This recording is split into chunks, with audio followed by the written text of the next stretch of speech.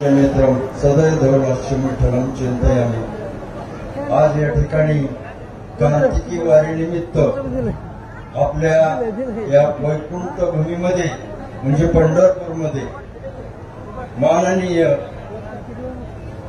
Doctor Tanajirao Sawantji यांच्या सहकार्यातून आपल्या महाराष्ट्र राज्याचे लाडके मुख्यमंत्री एकनाथरावजी शिंदे, त्याचप्रमाणे आपल्या महाराष्ट्राचे लाडके उपमुख्यमंत्री देवेंद्रजी फडणवीस आणि अजितजी पवार यांनी जो आपल्या वारकऱ्यासाठी हा जो शिबिर, आरोग्यदायी शिबिर हा उपक्रम राबवला, तो अत्यंत कुठेही नाही असा मोठा उपक्रम आपल्या या पंढरपूर नगरीमध्ये वारकऱ्यांसाठी लाभला आणि हा उपक्रम खरंच सर्व वारकऱ्यांच्या फलदायी ठरतोय आणि ठरत आहे।